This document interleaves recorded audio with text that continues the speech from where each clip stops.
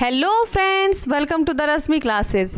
आज मैं करने वाली हूँ क्लास 11 का बायोलॉजी एनसीईआरटी बुक। तो हमने पिछले क्लास में अध्याय 3 वनस्पति जगत के सवाल को डिस्कस कर लिए हैं। आज हम बाकी टॉपिक को डिस्कस करते हैं। तो चलिए हम लोग शुरू करते हैं। 3.2 ब्रायोफाइट। ब्रायोफाइट में मांस तथा लीवरवर्ड आते हैं जो प्रायः पहाड़ियों में नम तथा छायादार क्षेत्रों में पाए जाते हैं। ब्रायोफाइट को पादप जगत के जल स्थलचर भी कहते हैं क्योंकि ये भूमि पर भी जीवित रह सकते हैं किंतु लैंगिक जनन के लिए जल पर निर्भर करते हैं।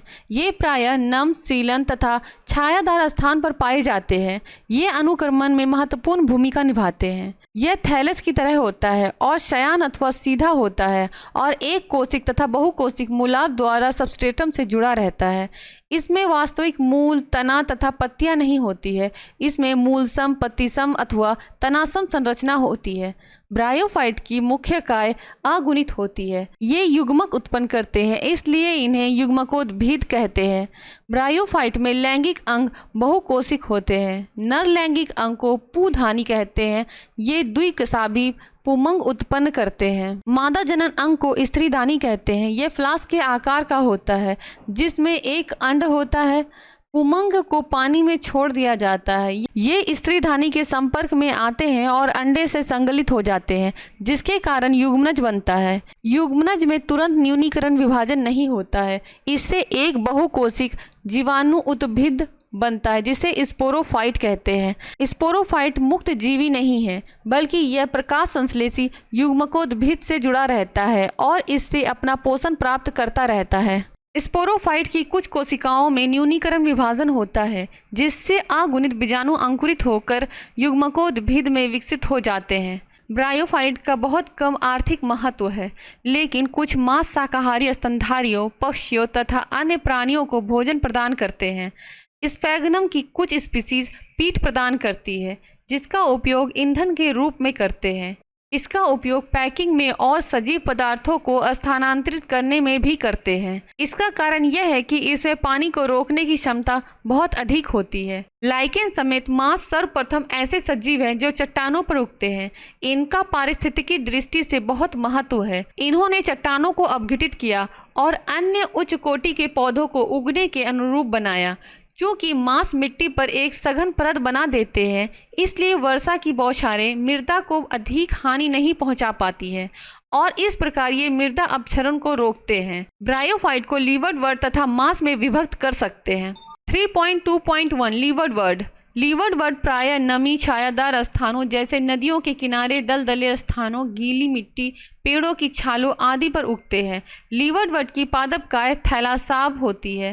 थैलस पृष्ठधार होते हैं तथा अध स्तर बिल्कुल चिपके रहते हैं। इसके पत्तीदार सदस्यों में पत्तियों की तरह छोटी छोटी संरचना होती है जो तने की तरह की रचना पर दो कतारों में होती है।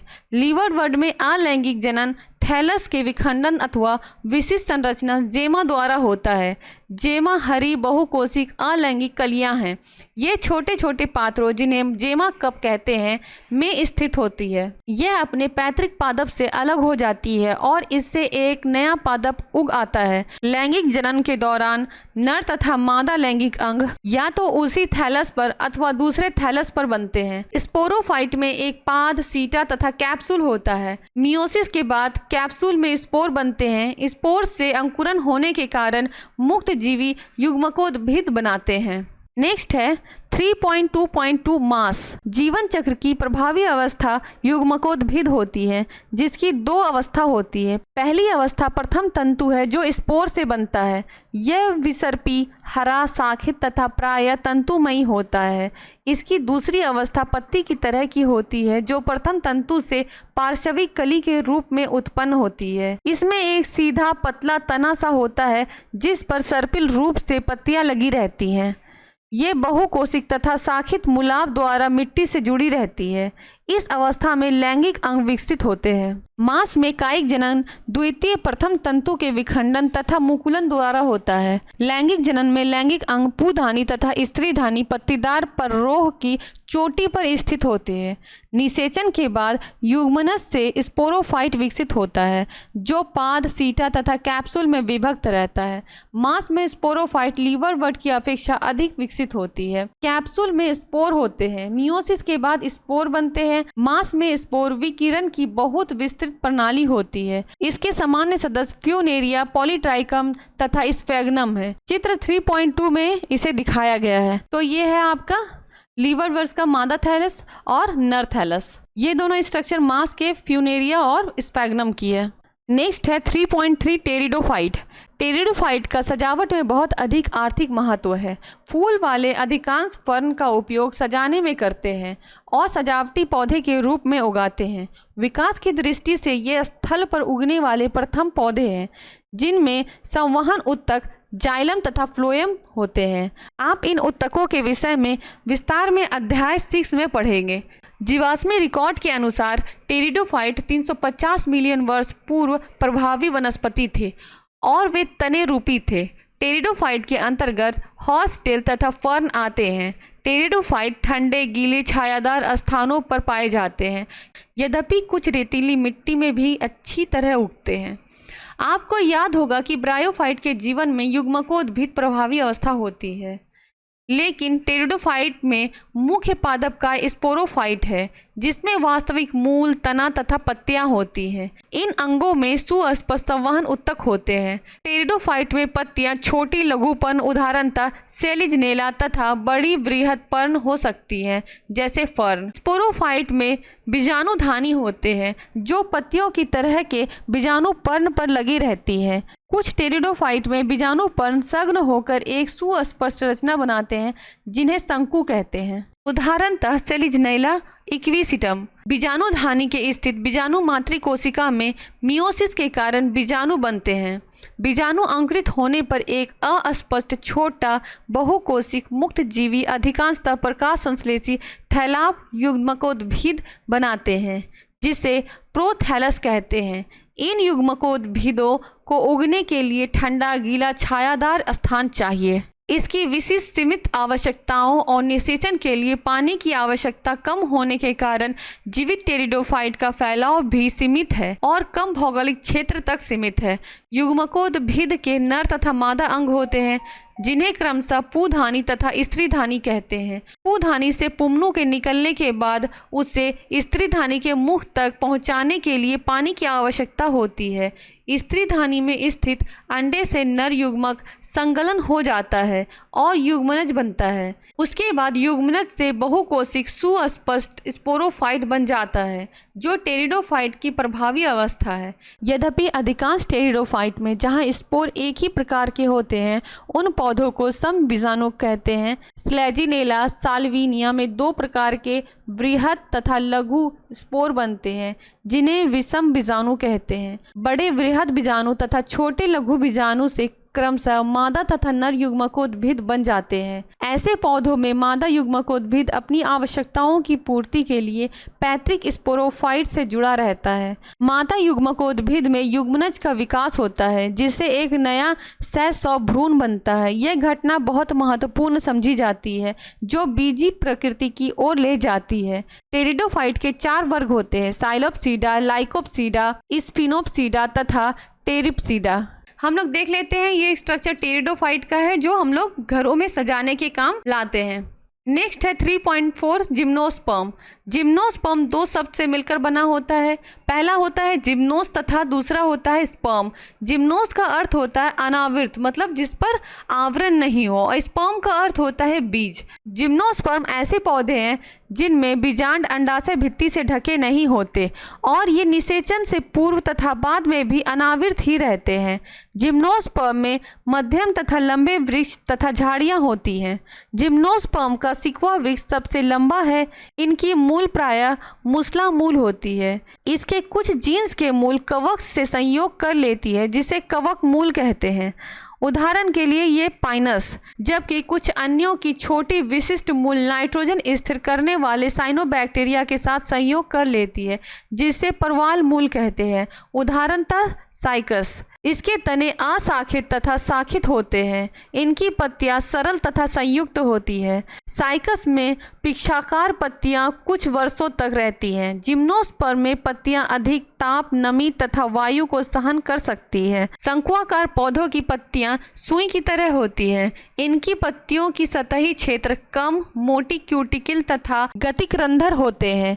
इन गुणों के कारण पानी की हानि कम होती है। जिम्नोस्पर्म विषम बीजाणु होते हैं। वे अगुणित लघु बीजाणु तथा वृहद बीजाणु बनाते हैं। बीजाणुधानी में दो प्रकार के बीजाणु उत्पन्न होते हैं। बीजाणुधानी बीजाणु पर्ण पर होते हैं। बीजाणु पर्ण सर्पिल की तरह तने पर लगे रहते हैं। ये सलद अथवा सघन शंकु बनाते हैं। शंकु जिन पर लघु बीजाणु पर्ण तथा लघु बीजाणुधानी होती है, उन्हें लघु बीजाणुधानिक अथवा नर शंकु कहते हैं। प्रत्येक लघु बीजाणु से नर युग्मकोद्भिद संतति उत्पन्न होती है, जो बहुत ही न्यूनीकृत होती है और यह कुछ ही कोशिकाओं में सीमित रहती है। इन न्यूनीकृत नर युग्मकोद्भिद को परागकण कहते हैं। परागकणों का विकास लघु बीजाणुधानी में होता है। जिस शंकु पर गुरु बीजाणु पर्ण तथा गुरु बीजाणुधानी होती है, उन्हें गुरु बीजाणुधानिक अथवा मादा शंकु कहते हैं। दो प्रकार के नर अथवा मादा शंकु एक ही वृक्ष पर, पाइनस अथवा विभिन्न वृक्षों पर, साइकस पर स्थिर हो सकते हैं। गुरु बीजाणु मातृ कोशिकाओं बीजांडकाय की एक कोशिका से विभेदित हो जाता है। बीजांडकाय एक अस्तर द्वारा सुरक्षित रहता है और इस सघन रचना को बीजांड कहते हैं। बीजांड गुरु बीजाणु पर्ण पर होते हैं, जो एक गुच्छा बनाकर मादा शंकु बनाते हैं।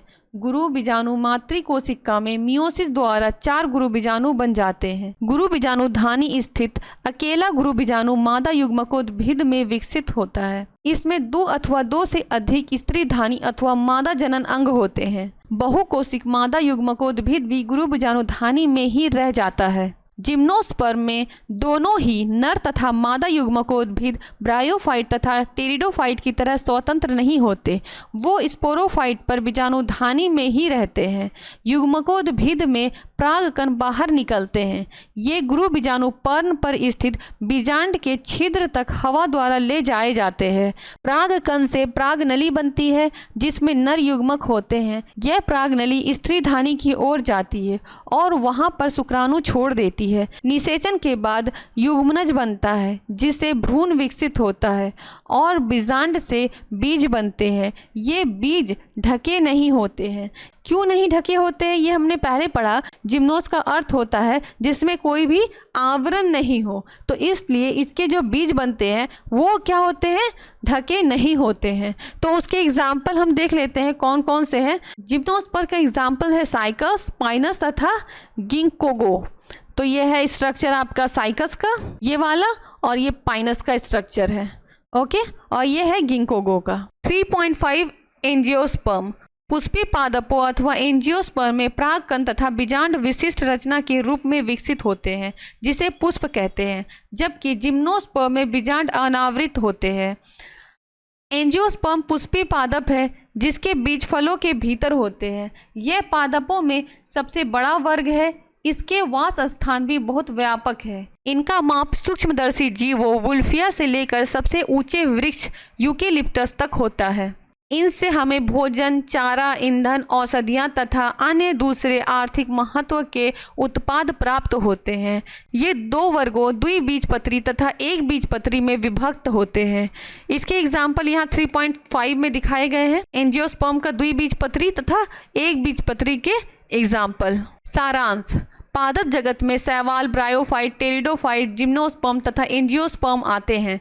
शैवाल में क्लोरोफिल होता है। ये सरल, थैलासाब, स्वपोषी तथा मुख्यतः जलीय जीव है। वर्णक के प्रकार तथा भोजन संग्रह के प्रकार के आधार पर शैवाल को 3 वर्गों में विभक्त किया गया है। ये है क्लोरोफाइसी, फियोफाइसी तथा रोडोफाइसी। शैवाल प्रायः विखंडन द्वारा कायिक प्रवर्धन करते हैं। अलैंगिक जनन में विभिन्न प्रकार के बीजाणु द्वारा तथा लैंगिक जनन में लैंगिक कोशिकाओं द्वारा करते हैं। लैंगिक कोशिकाएं समयुग्मकी, असमयुग्मकी तथा विषमयुग्मकी हो सकती है। ब्रायोफाइट ऐसे पौधे हैं जो मिट्टी में उगते हैं, लेकिन उनका लैंगिक जनन पानी पर निर्भर करता है। शैवाल की अपेक्षा इनकी पादपकाय अधिक विभेदी होती है। यह थैलस की तरह होता है तथा शयान अथवा सीधा हो सकता है। ये मूलाप द्वारा सबस्ट्रेटम से जुड़े रहते हैं। इनमें मूल की तरह, तने की तरह तथा पत्तियों की तरह की रचनाएं होती है। ब्रायोफाइट लीवरवर्त तथा मांस में विभक्त होते हैं। लीवरवर्त थैलासाप तथा पृष्ठधार होते हैं। मांस सीधे पतले तने वाले होते हैं जिस पर पत्तियां सर्पिल ढंग से लगी रहती है। ब्रायोफाइट की मुख्य काय युग्मकोद्भिद होती है जो युग्मकों को उत्पन्न करते हैं। इसमें नर लैंगिक अंग होते हैं जिसे पुधानी कहते हैं। मादा लैंगिक अंग को स्त्रीधानी कहते हैं। नर तथा मादा युग्मक इससे पैदा होते हैं जो संगलित होकर युग्मनज बनाते हैं। युग्मनज में बहुकोशिक रचना बनती है जिसे युग्मकोद्भिद कहते हैं। इसे अगुणित बीजाणु बनते हैं। बीजाणुओं से युग्मकोद्भिद बनते हैं। टेरिडोफाइट में मुख्य पौधा बीजाणु उद्भिद बनाता है। उसमें वास्तविक मूल, तना तथा पत्तियां होती हैं। इसमें सुविकसित संवहन उत्तक होते हैं। बीजाणु युग्मकोद्भिद में बीजाणुधानी होती है जिसमें मियोसिस द्वारा बीजाणु बनते हैं। बीजाणु अंकुरित होकर युग्मकोद्भिद बनाते हैं। इन्हें वृद्धि के लिए ठंडे नम स्थानों की आवश्यकता होती है। युग्मकोद्भिद में नर तथा मादा लैंगिक अंग होते हैं जिन्हें क्रमशः पुधानी तथा स्त्रीधानी कहते हैं। नर युग्मक के मादा युग्मक तक जाने के लिए पानी की आवश्यकता होती है। निषेचन के बाद युग्मनज बनता है। युग्मनज में बीजाणु उद्भिद बनता है। जिम्नोस्पर्म वे पौधे होते हैं जिनमें बीजांड किसी अंडाशय भित्ति से ढके नहीं होते हैं। निषेचन के बाद बीज अनावृत रहते हैं और इसलिए इन्हें अनावृत बीजीय पौधे कहते हैं। जिम्नोस्पर्म लघु बीजाणु तथा गुरु बीजाणु उत्पन्न करते हैं जो लघु बीजाणु धानी तथा गुरु बीजाणु धानी में बनते हैं। ये धानियाँ बीजाणु पर्ण में होती हैं। बीजाणु पर्ण, लघु बीजाणु पर्ण तथा गुरु बीजाणु पर्ण अक्ष पर सर्पिल रूप से लगी रहती है जिनसे क्रमशः नर शंकु तथा मादा शंकु बनते हैं। परागकण अंकुरित होते हैं और परागनली बनाते हैं जिससे नर युग्मक अंडाशय में निकल जाता है। यहाँ पर यह स्त्रीधानी में स्थित अंड कोशिका से संगलन हो जाता है। निषेचन के बाद युग्मनज भ्रूण में तथा बीजांड बीज में विकसित हो जाता है। तो ये था हमारा वनस्पति जगत जिसमें हमने शैवाल, ब्रायोफाइट, टेरिडोफाइट, जिम्नोस्पर्म तथा एंजियोस्पर्म के बारे में जाना। तो हम लोग नेक्स्ट क्लास में इसके क्वेश्चन आंसर को सॉल्व करेंगे। प्लीज़ मुझे कमेंट कीजिए और मुझे इम्प्रूव करने के लिए बताइए कि मैं और क्या इम्प्रूव कर सकती हूँ अपने अंदर। तब तक के लिए थैंक यू।